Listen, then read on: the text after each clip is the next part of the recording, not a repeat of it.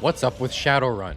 The game was developed by FASA Studio in 2007 for the Xbox 360 and Windows Vista. It's a multiplayer-only first-person shooter. It's based on a fantasy tabletop role-playing game. And I'm gonna be honest, I don't know shit about the source material, so I won't be talking about it. FASA Studio got shut down by Microsoft shortly after launching the game. Oh, that darn Microsoft. Most of the mixed reception behind this game was because it has almost nothing to do with what it originates from. But the positive reception comes from the fact that the game is fun as shit.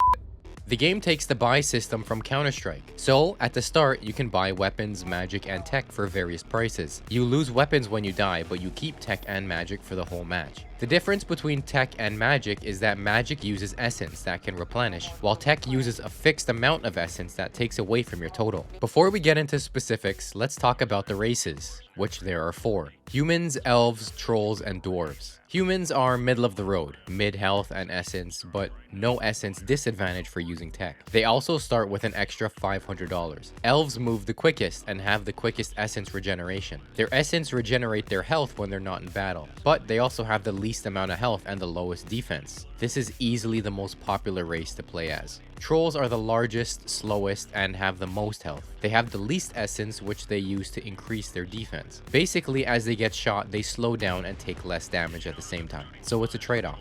Dwarves are the most interesting. Not only are they the smallest target, but they are immune to headshots and also have the most essence, but their regeneration of it is extremely slow. But on the plus side, they drain essence from those close to them, which is great because when trolls run out of essence, they take more damage, and elves don't regen health anymore. Okay, that was a lot to wrap your head around, so I won't mention all magic and tech, but I'll speak on the big ones that you'll see everywhere.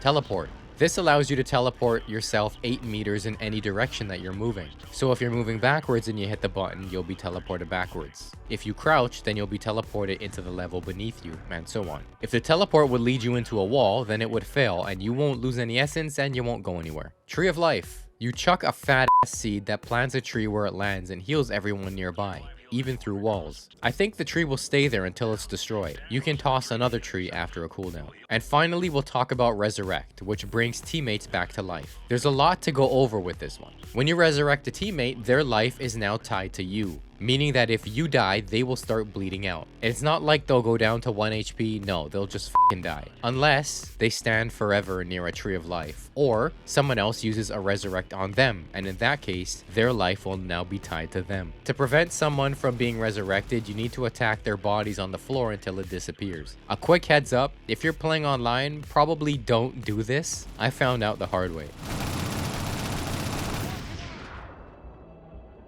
Alright, those are the main magic abilities, so let's talk about tech. Right after you give the video a like if you're liking it. Subscribe as well. It's totally free and it helps the channel grow a lot. Thank you so much. Okay, so tech is other abilities that don't use magic. Again, there's a few of them, but I'll talk about the notable ones now. Grenade is the first one. It's technically a weapon, but it falls under tech. I think you get it free at the start of the match. You're allowed to throw 2 of them before they run out. Glider is the main one. It slows your descent, and using it while jumping can give you some good height. Honestly, the best way to describe this is if you're in low gravity in other games. The physics work basically the same way. Enhanced vision is another one. It's like Promethean vision from Halo 4. Within 60 meters, you can see enemies through walls. They will see an animation on their screen showing lines, letting them know that they've been spotted by someone using this ability.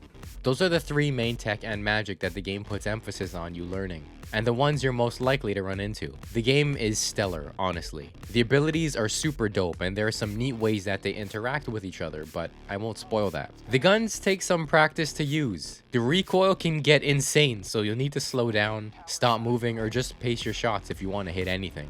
The maps are huge, but as people join, the map size becomes to make more sense. With all the classes, weapons, magic, and all the tech having all their own advantages and disadvantages, the gameplay is basically constant matches of rock, paper, scissors. Games like this are brilliant, and so is Shadowrun. The game holds up for the most part, and recently the servers were fixed, so you can probably jump on the Series X and find a game with little to no problem.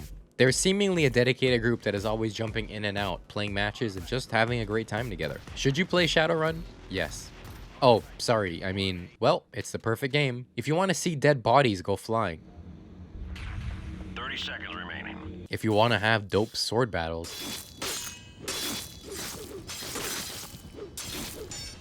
If you want to suck but still have fun. And if you, yes, just go play the game. What's up, everyone? Thanks for watching. This game really brings me back. There was like a demo or a trial or something back on the 360 that I played to death against bots. I eventually rented the game and I loved it even more. I was big into Halo Forge back in the day, and I messed around with the idea of recreating some of these maps in Halo, but I never really did. I wonder if anyone actually has. Follow my socials. I'm SilverJS on Twitter and JSSilver on Threads. 3s for the E's. Anyways, thanks so much for watching. Stay safe.